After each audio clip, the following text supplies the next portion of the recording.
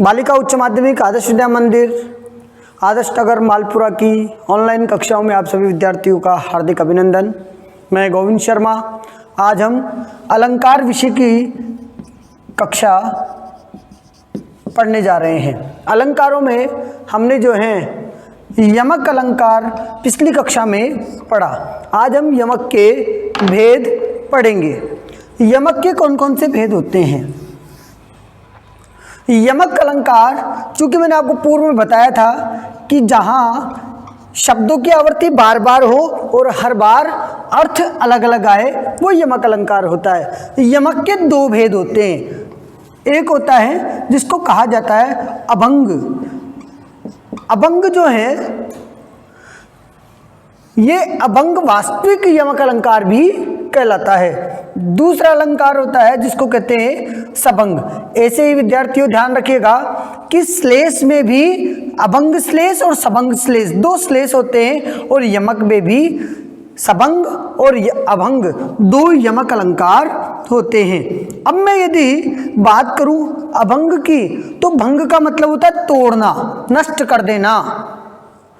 जब शब्द को तोड़ करके उसका अर्थ निकाला जाए, या यूं कहूं कि जब शब्द के टुकड़े ना हो, वास्तविक शब्द ही अर्थ बदलें, वास्तविक शब्द की आवृत्ति हो, तो वहां यमक अलंकार होता है। आपने एक उदाहरण पढ़ा होगा, कनक कनकते सोगुनी।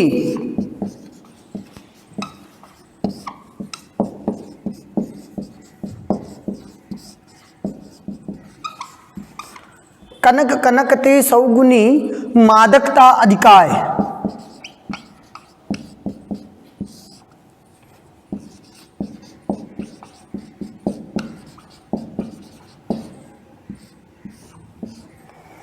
कनक कनकते सौगुनी मादकता अधिकाय, वो खाए बौराए नर।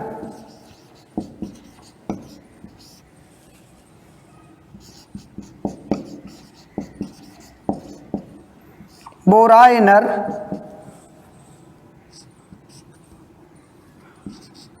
वो पाए बोराए।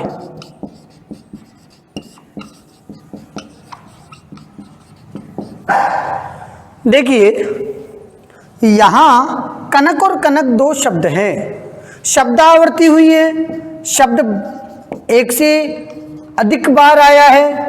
याद रखिएगा कि शब्द बार बार आया है और कई शब्द जो है वो टुकड़ा नहीं हुआ। अभंग का मतलब जो भंग ना हो, जिसके टुकड़े ना हो। यमक अलंकार में जब शब्द जो है वैसे के वैसा शब्द आगे भी आ जाए, उस शब्द के टुकड़े नहीं किए जाए, शब्द को यथावत रखा जाए और शब्द जो है वास्तविक हो और उसका अर्थ निकले, तो वहां अभंग यमक अलंकार होता है। आपने एक उदाहरण देखा, कनक कनकते सौगुनी मादकता अधिकाय, वो खाए बोराए नर, वो पाए बोराए। ये कहा कि कनक कनकते सौगुनी, सोने में धतूरे से। तो पहले कनक का अर्थ तो हो गया सोना, सोने का मतलब स्वर्ण धातु है, और दूसरे कनक का मतलब धतूरा, एक नशीला पदार्थ। किस धतूरे में? सोने से। कनक कनकते सौगुनी, सोने में धतूरे से सौगुनी मादकता ज्यादा होती है। धतूरे में मादकता होती है, नशा होता है, लेकिन इस सोने में धतूरे से 100 गुनी मादकता अधिक होती है। क्यों होती है? कि इस कनक को खाने से आदमी पागल हो जाता है।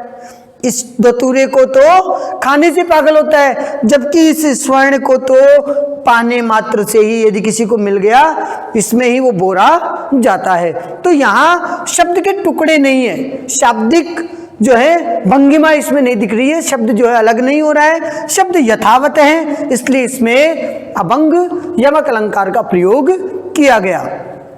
एक उदाहरण मैं आपको और बताता हूं जिसमें भी अभंग यमक अलंकार का प्रयोग होता है। जैसे कवि भूषण जो हैं, उन्होंने काव्य लिखा है, वीर रस का काव्य है, और कवि कहते हैं कि 3 बेर खाती थी, वो 3 बेर खाती है। 3 बेर खाती थी वो 3 बेर खाती है।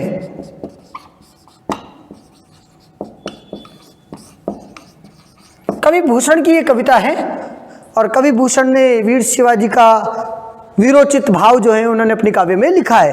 3 बेर खाने का मतलब 3 ही बेर खा करके नायिका अपना जीवन जी रही है। 3 बेर खाती थी वे 3 बेर खाती है और केवल 3 बेर खाती है। यहां देखिएगा कि 3 टाइम खाती थी और 3 ही बेर खाती थी। ऐसा कहकर के उन्होंने अपने काव्य में यमक अलंकार का सुंदर प्रयोग किया है। इसके अलावा उन्होंने एक और काव्य लिखा, एक और पंक्तियां उनकी है कि ऊंचे घोर मंदिर के रहन वारी ऊंचे घोर मंदिर में रहाती है। ऐसा करके भी उन्होंने यमक अलंकार का एक प्रयोग उन्होंने किया है। एक उदाहरण मैं आपको और देता हूं जिसमें एक शब्द की प्रभाव जो है वो देखने को मिलता है, शाब्दिक प्रभाव उसमें देखने को मिलेगा। जैसे तोपे वारो उर्वशी, तोपे वारो उर्वशी, तोपे वारो उर्वशी सुनी उर्वशी सुजान, उर्वशी सुजान तू मोहन के उर्वशी हुए उर्वशी समान। एक शब्द है उर्वशी या उर्वशी, इस शब्द को देखते हैं तो ये शब्द बनता है उर्वशी के संदर्भ में। उर्वशी जो है उर्वशी के संदर्भ में ये शब्द बनता है। एक होता है उर्वशी का मतलब होता है हृदय में बसने वाली। यदि शाब्दिक अर्थ को देखते हैं तो तोपे वारो उर्वशी सुनी राधिके सुजान, सुनी राधिके सुजान कि हे प्यारे राधिका, सुजान कहते सुंदर, हे प्यारी सुंदर राधिका तुम पे मैं उर्वशी को वार सकता हूं। क्यों वार सकता हूं? क्योंकि तू तो मोहन के हृदय में बसी है, तू मोहन के उर्वशी। तू मोहन कौन है? भगवान श्री कृष्ण है जिन्होंने सारे नियम तोड़े हैं। इस कहते हैं कि इस श्लोक में बहुचर्चित और बहुप्रसिद्धि प्राप्त 2 ही व्यक्ति हुए।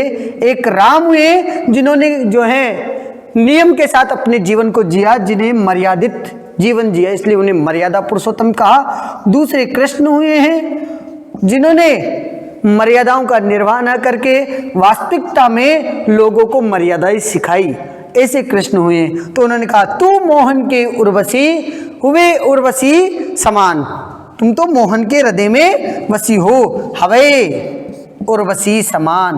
तो देखिएगा यहां एक तो उर्वशी का अर्थ है स्वर्ग की एक बहुत ही सुंदर अप्सरा, एक का अर्थ है हृदय में बसना। इस तरीके से भी जो है कहीं ना कहीं यमक का प्रभाव इसमें देखने को मिलता है। यदि वास्तविकता में देखो तो ऐसे बहुत से उदाहरण हैं जिनके आधार पर हम यमक की पुष्टि कर सकते हैं। इसके बाद देखते हैं हम सबंग यमक अलंकार।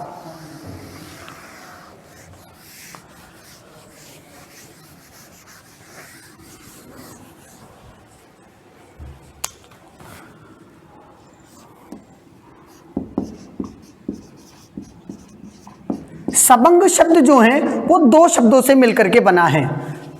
स और भंग शब्द से इसका निर्माण हुआ है, अर्थात शब्द को तोड़ करके उसकी व्याख्या की जाए, शब्द को तोड़ करके उसका अर्थ बताया जाए। शाब्दिक भंगिमा जिसमें हो, शब्द को तोड़ने वाला बात जिसमें हो, वो सबंग यमक अलंकार होता है। जहां क्या होता है कि शब्द जो है उसके टुकड़े करके उसका अर्थ निकाला जाता है। जैसे सुभद्रा कुमारी चौहान की एक प्रसिद्धि प्राप्त कविता है, आप सबने पढ़ी होगी, झांसी की रानी। झांसी की रानी की कविता जो है उसके शुरुआती बोल ये हैं कि सिंहासन ही लूटे राजवंशों ने ब्रुकटी टानी थी, बूढ़े भारत में आई फिर से नई जवानी थी, और खूब लड़ी मर्दानी वो तो झांसी वाली रानी थी। उस काव्यांश में कहीं ना कहीं सुभद्रा जी ने एक पंक्ति लिखी है और लिखा है कि यूं पर्दे की इज्जत परदेसी के हाथ गंवानी थी और खूब लड़ी मर्दानी वो तो झांसी वाली रानी थी। यूं पर्दे की इज्जत,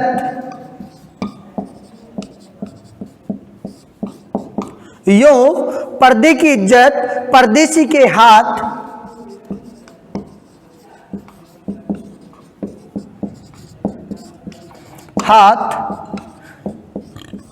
गंवानी थी। ये काव्य पंक्तियों में दो एक शब्द जो है मैं आपको बता देता हूं कि एक तो ये शब्द है और एक ये शब्द है। पर्दे, पर्दे उसमें शी जोड़ करके एक नया शब्द बना दिया। तो यदि मैं पर्दे की बात करूं तो मैं यूं कहूंगा आवरण। पर्दे का मतलब आवरण, ढका हुआ, या यूं कीजिए कि कोई भी चीज को ढकने वाला कोई भी कपड़ा, तो वो पर्दा होता है। यहां दूसरे शब्द की बात करते हैं तो इसको तोड़ करके अर्थ निकालेंगे परदेश, दूसरे देश का निवासी यानी विदेशी शासक, जिनके लिए कहा गया अंग्रेज। ये अंग्रेजों के लिए प्रयोग में अंग्रेजों के लिए इसका प्रयोग किया गया। तो एक तो हो गया पर्दा, दूसरी हो गई परदेशी। इस तरीके से शाब्दिक जो है वो टुकड़े करके इसका अर्थ निकाला गया। जैसे एक और देखिएगा, उदाहरण नंबर 2। ये उदाहरण नंबर 1 मैंने आपको बताया। उदाहरण नंबर 2 देखेंगे सबंग यमक अलंकार का। तो विद्यार्थियों देखेगा कुमोदिनी। कुमोदिनी का मतलब होता है, इसका अर्थ होता है पुष्प। कुमोदिनी मानस मोदिनी।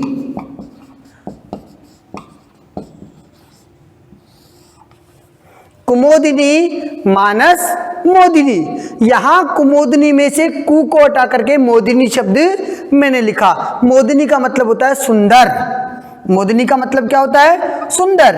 तो पहले शब्द का टुकड़ा और दूसरा शब्द टुकड़े को हट करके वापस एक शब्द आता है टूट करके।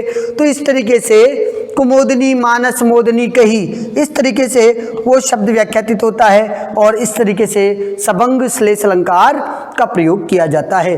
एक उदाहरण और देख लीजिए। नरोत्तम दास ने अपनी काव्य पंक्तियों में बहुत ही अच्छी काव्य पंक्तियां लिखी और उन काव्य पंक्तियों में एक निर्धन ब्राह्मण और एक धनाढ्य उस राजा के आत्मीय संबंधों को दिखाया। उन्होंने उन दोनों के संबंधों में धन को नहीं दिखाया, उन दोनों के संबंधों में उन्होंने दिखाया कि कैसे एक अमीर एक गरीब का मित्र है और वो मित्र को वृतांत दिया। सुदामा चरित्र उन्होंने अपनी काव्य पंक्तियां लिखी और सुदामा चरित्र में जो है कृष्ण और सुदामा के आत्मीय स्नेह के मिलन को उन्होंने बताया। और अंत में उन्होंने एक पंक्ति लिखी कि करुणा करके करुणानिधि रोए। एक पंक्ति उन्होंने लिखी अपनी काव्य पंक्तियों में, आपने देखा होगा, वो अपनी काव्य पंक्तियों में कहते हैं कि पानी पर रात को छुयो नहीं, नैनन के जल से पग धोए, करुणा करके करुणा निधि रोए।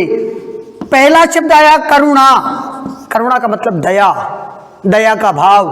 करुणा करके करुणा निधि रोए। करुणा के खजाने कौन है? ईश्वर। तो इस शब्द का अर्थ तो हो गया ईश्वर, इसका अर्थ हो गया दया भाव। दोनों शाब्दिक अर्थ हैं और दोनों एक टुकड़ा है। इस शब्द का टुकड़ा होकर के आगे आ जाता है, शाब्दिक टुकड़ा है। तो इस तरीके से कहीं न कहीं जो है सबंग यमक अलंकार में ये सब आता है। अब बात करते हैं अगला अलंकार श्लेष। विद्यार्थियों जैसा कि नाम में ही अर्थ है श्लेष, श्लेष का अर्थ होता है चिपकना। श्लेष का मतलब होता है चिपकना। यदि आप श्लेष शब्द की व्याख्या करें तो इसका अर्थ होता है चिपकना। चिपकने का मतलब शब्द एक और अर्थ चिपक करके अनेक निकले। जैसे एक शब्द मैंने आपको बताया, मैं इस अलंकार की व्याख्या अगली कक्षा में करूंगा क्योंकि इसके दो भेद भी हैं। तो मैं आप केवल इसकी बेसिक चीजें आपको बता देता हूं कि जैसे मैंने एक उदाहरण दिया कि पानी गए न उबरे मोती मानस चून, तो पानी शब्द एक बार आया है लेकिन इसके अर्थ अनेक निकल रहे हैं। तो वास्तविकता में क्या है, श्लेष, श्लेष का मतलब होता है चिपकना, कि जब शब्द की आवृत्ति एक बार हो, शब्द एक बार आए, आवृत्ति नहीं, शब्द एक बार आए और उसके अनेक अर्थ निकलते हो, वो श्लेष अलंकार कहलाता है। अब श्लेष की बात करें तो श्लेष के भी दो भेद होते हैं। पहला होता है जिसको कहते हैं अभंग श्लेष और दूसरा होता है जिसको कहते हैं सबंग श्लेष। इस तरीके से श्लेष जो है वो व्याख्यातित होता है। अगली कक्षा में हम श्लेष अलंकार के बारे में पढ़ेंगे। धन्यवाद। यदि किसी भी विद्यार्थी को कोई दिक्कत हो या कोई भी समस्या हो तो वो अपने प्रश्न लिख करके भेज सकता है।